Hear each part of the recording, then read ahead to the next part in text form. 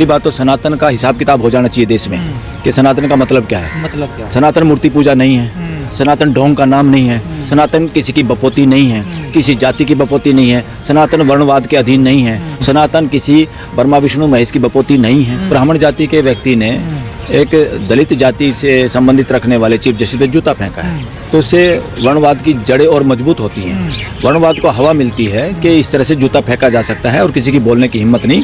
Chief justice भी चुपचाप अपना पीछा छुटाने की बात करेगा। सूर्यकांत शर्मा जी ने, जो आने वाले उस वक्त में चीफ जस्टिस बनने वाले हैं, उन्होंने खुद कहा है कि मैंने जिन वकीलों ने अप्लाई भी नहीं किया और हमने उनको सीनियर एडवोकेट बनाने के लिए हमने दलील दी सुओ मोटो की। जब आपका ध्यान इतना है कि एक वकील को सीनियर एडवोकेट बनाने के लिए आप इतना जद्दोजहद कर सकते हैं, तो पूरे सुप्रीम कोर्ट के सिस्टम की कि आवाज़ के बदले में जूता, ये कहाँ का? ये इंडियन लॉ नहीं है, ये भारत का संविधान के हिसाब से नहीं है, ये लोकतंत्र के हिसाब से नहीं है। बोलने वाले पे जूते का मतलब है बोलने वाले पे बंदूक, और बोलने वाले बंदूक का मतलब तानाशाही, राजशाही, वर्णवाद। तो वर्णवादी मानसिकता की जीत हुई कि जूता फेंका और सामने कोई कुछ कार्रवाई नहीं हुई। सूर्यकांत जी को तो जाना जाता है कि ये बड़े सख्त फैसले लेते हैं। नहीं, ये तो चाहे जुबेर वाला हो, निपुण शर्मा वाला हो, इन्होंने तमाम ऐसे फैसले लिए कि बड़े लोग अरे भाई, क्या फैसला लेना है क्या नहीं लेना है, बहुत सारे फैक्टर काम करते हैं। नहीं तो इसमें लेना चाहिए ना, ये था फैसला लेने का समय है। ये इसमें ये बात उसकी नहीं है। यहाँ कोई अकेले एक राकेश किशोर की बात नहीं है, राकेश किशोर तिवारी की बात नहीं है। अच्छा, तिवारी हैं वो? तिवारी, ये कोई उसकी बात नहीं है तिवारी जी की, ये तो पूरा इंस्टीट्यूशन का मामला। और ना ये अपना इसमें सूर्यकांत शर्मा जी की बात है, किसी जज की बात है। ये बात इस देश के सिस्टम की है। क्या देश में अलाउ किया जा सकता है कि हम आपस में चर्चा ना करें, हम आलोचना ना करें, हम चीज़ों के बारे में खुल के ना बोलें? मैं कह रहा हूँ सनातन परंपरा का मतलब है प्रश्न पूछना, किसी ढोंग को ना मानना। सनातन परंपरा का खुल के जो पुरोधा थे, तथागत बुद्ध थे, जिन्होंने कहा मेरी बात भी मानने की जरूरत नहीं, खुद अनुभव ना कर लो तो मेरी बात भी मत मानना। तो ये बात मनवाने वाले कौन है? ये असनातनी परंपरा के लोग हैं। असनातनी लोग ही प्रश्नों से डरते हैं, आलोचना से डरते हैं।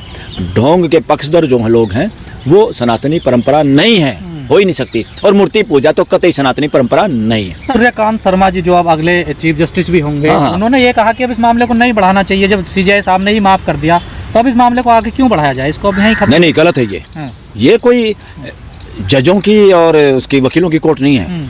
ये न्याय की कोर्ट है, न्यायालय है, और न्याय में कानून के आधार पर चलता है। और इसमें पूरे अपमान हुआ है सिस्टम का।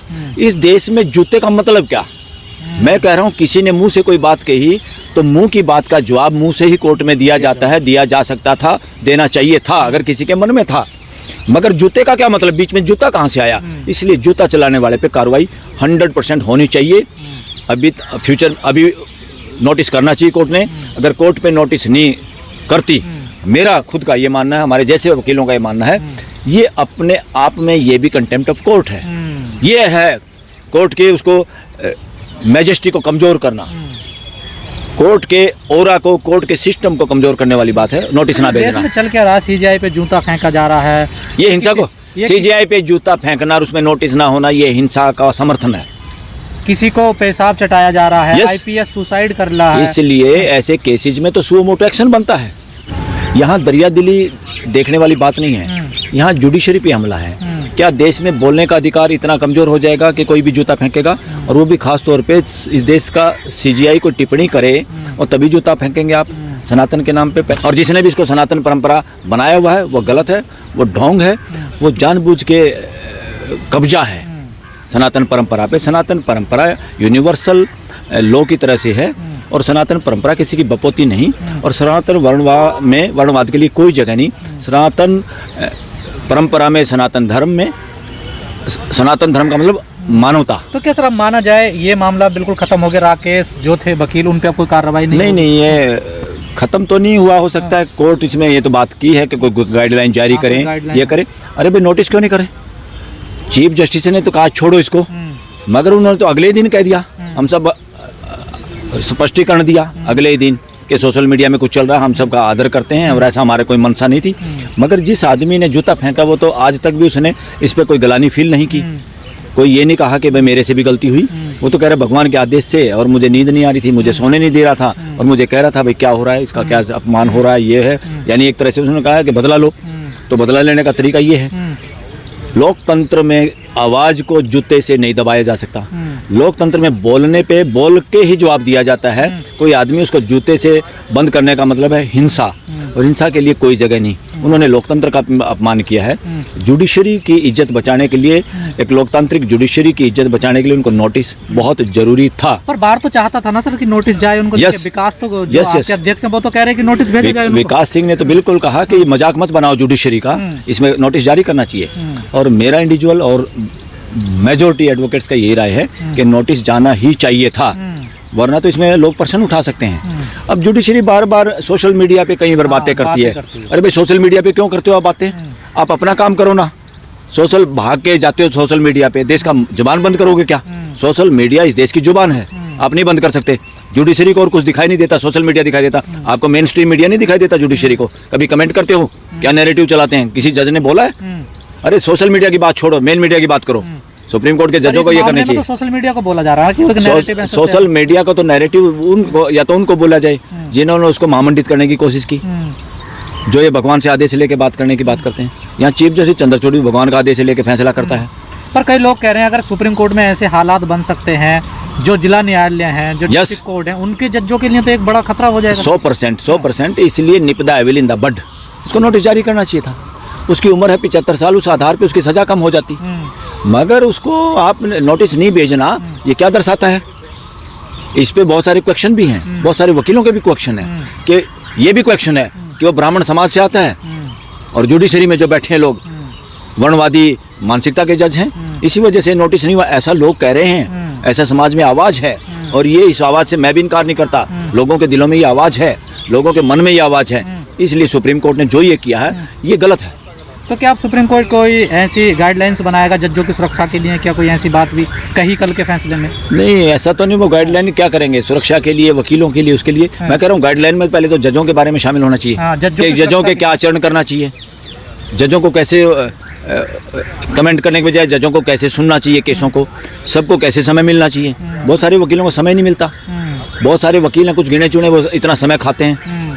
बहुत सारे लोग अमीर या बड़ी पार्टियों के मुकदमे ऐसे होते हैं कि वो इतना समय खाते हैं। गरीब लोगों के मुकदमों को, आम वकीलों के मुकदमों को, उनकी आवाज़ को यहाँ ज़्यादा सुना नहीं जाता। इसलिए गाइडलाइन तो इस पर जारी होनी चाहिए। कोर्ट की अवमानना नहीं हुई थी सर? क्या ये जो 100% अवमानना पूरे जुडिशरी, अवमानना का नोटिस क्यों नहीं भेजा जा रहा? ये गलत है ना, ये गलत काम है। ये जुडिशरी के ऊपर फेल्योर है, जुडिशरी की सुरक्षा करने में। मुझे नहीं लगता कि क्यों ऐसा किया।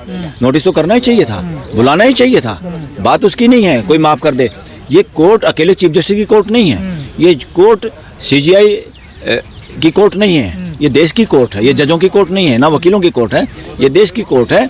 और देश में सबसे पहली बड़ी बात ये है, तानाशाही, राजशाही मानसिकता, वर्णवादी मानसिकता, वो हायरार्की में अपने को ऊपर मानते हैं कुछ लोग, और वो दूसरों को हिंसा से, शोषण से दबाना चाहते हैं। ये वही तो हुआ है। अरे भाई, ये सनातन का कुछ नहीं इसमें बिगड़ा। सनातन को किसी की आलोचना सुनने से सनातन का अपमान होगा, ये है अपमान सनातन का। तो सनातन खुला है, सनातन परंपरा वो है जो खुली परंपरा है, उसकी कितनी आलोचना करो, उसमें आलोचना को आमंत्रित किया जाता है सनातन में। ये वर्णवाद में आलोचना नहीं सुनी जाती।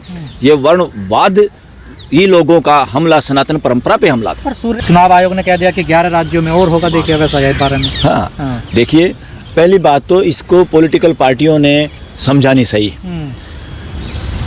देश में वोटर लिस्ट में चेक करना, उसको सही तरीके से वो करना असली मकसद है, किसी की वोट ना कटे। चोरी चकारी से तो कम लोग वोट बनवाते हैं, ज़्यादातर तो खतरा उनका होता है जिनकी वोट कट जाती है, हकीकत में जिनकी वोट होनी चाहिए। अब कितने लोग हैं, विदेशी लोग कितने हैं जिन पे कार्रवाई विदेश मंत्रालय, गृह मंत्रालय ने करनी चाहिए। वो काम पुलिस का, फोर्स का पकड़ने का।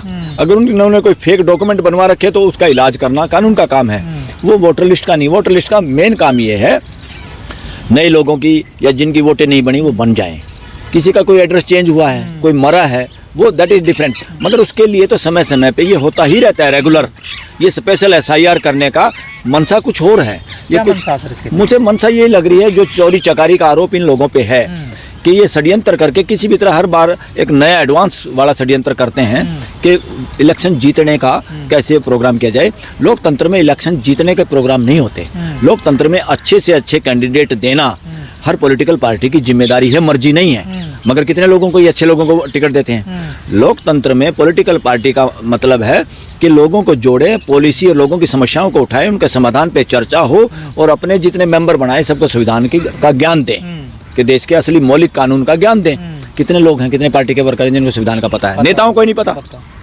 तो ये सारा का सारा, और लोकतंत्र में सत्ता होती ही नहीं, लोकतंत्र में व्यवस्था होती है। व्यवस्था के लिए जनप्रतिनिधि होते हैं। इन पार्टियों का मतलब ये था, इस कानून का जो रिप्रेजेंटेटिव एक्ट का इसका मतलब ये था, अच्छे से अच्छे रिप्रेजेंटेटिव पैदा हों, डिफरेंट पार्टियां लोगों के, समाज के साथ टच में रह के अच्छे अच्छे लोगों को सामने लेके आएँ, देश की समस्याओं को उजागर करें, उनका समाधान भी देश के लोगों से इकट्ठा कर करके प्रचार प्रसार करें।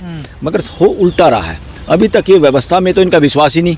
ये तो सोचते राजा महाराजा बन गए, और सत्ता पे फिर कब्जा बनाए रखने के लिए कि मैं कितने साल तक प्राइम मिनिस्टर, मैं कितने साल तक मुख्यमंत्री, मैं कितने साल तक एमएलए एमपी रहूं। ये अलोकतांत्रिक समझ है, ये अलोकतांत्रिक भाषा है। लोकतंत्र में तो क्या SIR नहीं होना चाहिए देश में? वो जरूरत ही नहीं थी, जरूरत ही नहीं थी। तो फिर जिनके बोर्ड दो जगह बने हुए हैं, जिनके वोट दो जगह बने, भाई किसने रोका है? आधार कार्ड से जोड़ो। आधार कार्ड से जोड़ते ही आपने वो जोड़ा है स्कीम बेनिफिशियल, उसमें एकदम अगर किसी का अलग अलग जगह पे कोई है एड्रेस तो कट जाता है, उसका एक ही जगह मिलता है। तो इसको आधार कार्ड से क्यों नहीं जोड़ रहे? इतना सिंपल तरीका, आधार कार्ड से जोड़ो, जिसकी वोट दो जगह है एकदम कट जाए। कटनी ही चाहिए, दो जगह किसी की वोट नहीं होनी चाहिए। गलती से किसी की दो जगह वोट है, उसको एक जगह तो मौका मिलना चाहिए, एक जगह। पर पूरा मामला घुसपैठियों पे आके सिमट जाता है ना सर। अरे ये बहाना बना रहे, इनके रास आ रही है, ये देश मूर्ख बन रहा है। इस देश को मूर्ख बनाने में सफल रहे हैं, डरा डरा के। इस देश को डर किसी से है, खतरा किसी से है। लगातार जो कैंसर है, लगातार जो दीमक है, वो वर्णवादी अव्यवस्था है, जिससे मुक्ति पाना जरूरी है। जो कभी हिंदू की, कभी सनातन की चादर ओढ़ के देश को मूर्ख बनाने में लगे हुए हैं।